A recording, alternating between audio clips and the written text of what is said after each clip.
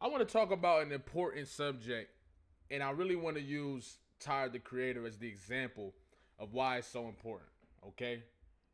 Your inner child, you gotta nourish it. And there's many different ways to nourish it, but it's specifically if we're talking about using your imagination and using your creativity. Now, some people think that your creativity always has to be a means to an end, and it doesn't. That's why a lot of people live a life where, in their view, everything is gray. You see what I'm saying? As a child, they see the world in many colors, in many possibilities, in many shapes and sizes. You see what I'm saying?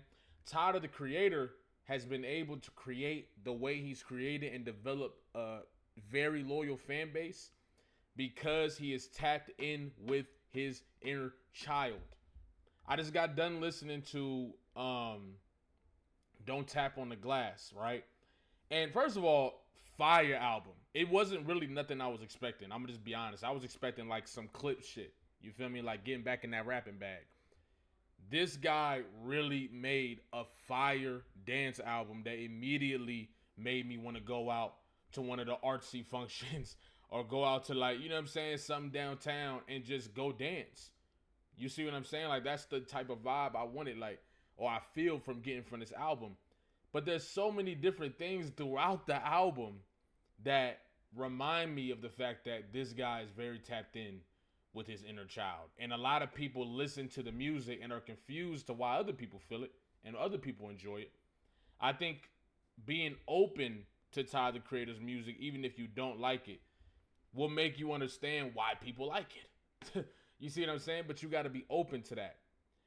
Now, I pulled up an article, right, that's talking about your inner child and the work that it takes to reshape that inner child. Because what happens is we go through our lives, as children, and things happen to us. People say things to us. People embarrass us. People abandon us. People neglect us. And because of this, we behave a certain way and react to things as an adult from that perspective of a child,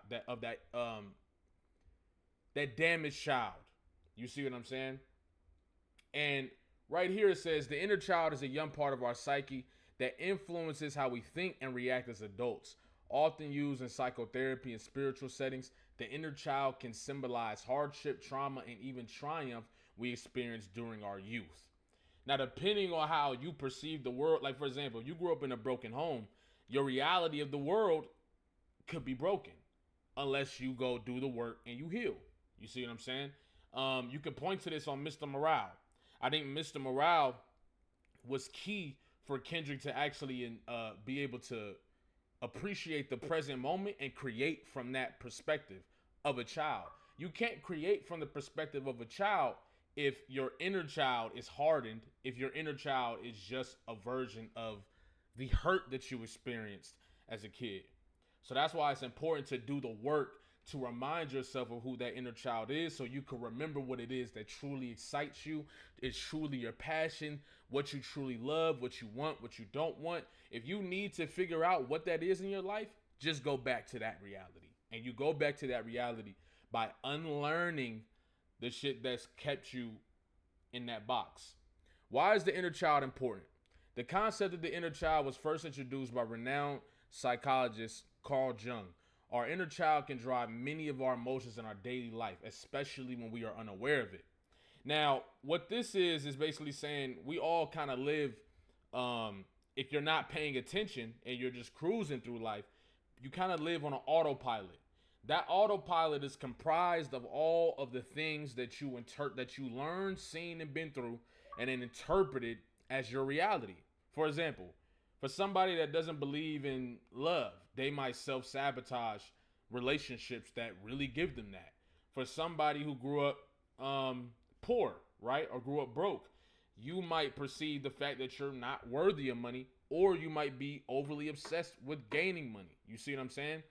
And these things create fears, they create patterns, they create ideas that limit you in your adult life. You see what I'm saying? You could think of your inner child as who you were during an important time in your life, someone you may have lost touch with despite their importance to you. However, the relationship with the inner child is different than relationships you might have with others you've lost touch with. So that's because the inner child doesn't go anywhere. That's what a lot of people don't understand. That child that's within you does not leave. It stays there. And because of this, to walk around like it doesn't exist is to neglect a part of you that's very important, especially when we're talking about relationships, whether it's romantic or platonic, especially when we're talking about understanding what your needs are, especially when we're talking about you eventually raising a child. It's important to figure out why you do the things you do and where it comes from, where it stems from, because that is limiting your full potential of life. It's the reason why the world wants to demean anybody who acts childish. Now, of course, you have to live as a structural human being, so just behaving like a child is another thing. We talking about maturing with that child. You are growing up, that child remains the same. And it's your job. Imagine if you were able to meet yourself and give yourself a hug and talk to yourself, right?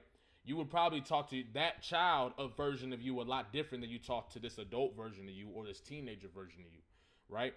Because of this, it's important to be in relationship with that inner child, okay? When you lose conscious awareness of your inner child, you lose conscious awareness of a part of yourself. In turn, you may experience difficulty regulating your emotions and act from a regressed state when upset.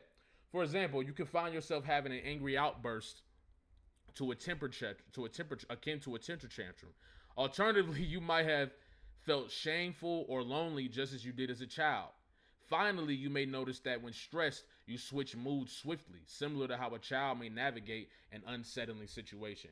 And when you look at children and how they behave, you start to understand they actually understand how to feel their emotions. They cry when they feel like they need to cry, and they cry as much as they need to. They get angry, and they allow themselves to be angry. They allow themselves to feel these emotions. And that's why they're able to go right back to the default setting, which is joy, play, and fun. If you don't go back to the default settings, then you're going to experience less joy and fun. You might be able to create a manufactured sense of fun, like going out, drinking a lot, boom, boom, and all that. But what about the sense of fun the inner child wants? What about just nothing going on, you coloring or you something like that? You see what I'm saying?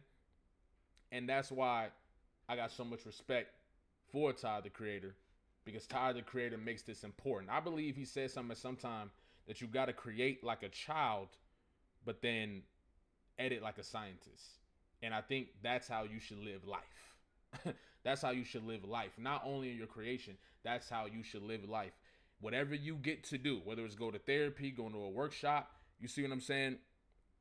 You got to do what you got to do in order to reconnect with that child. And that's just the reality of it, all right? If you can do this, you will notice that you're enjoying life more.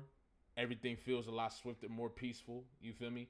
Even in hardship, it's all about perception. It's all about how you perceive it. Remember in that one video I was talking about the shift and how every universe works mentally? Same thing here. Even in hardship, be grateful, have gratitude for everything that is happening to you, and more situations that will bring out your gratitude will be attracted towards you. Tyler, the Creator, by dropping this album, is proving that he was on tour.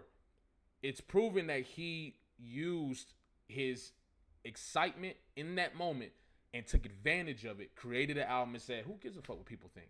I'm just going to drop it because I love it. I love the art and I want people to experience this. It's for the people. It's for it. All right. Like, comment, subscribe, especially if you're new here, especially if you've been here and you ain't subscribed yet. Love y'all. Appreciate y'all. Go touch that inner child. You see what I'm saying? With your heart. You feel me? And give it a hug. Show it some love. Give it a kiss on the forehead. You feel me? Love y'all. Appreciate y'all. Have a good night.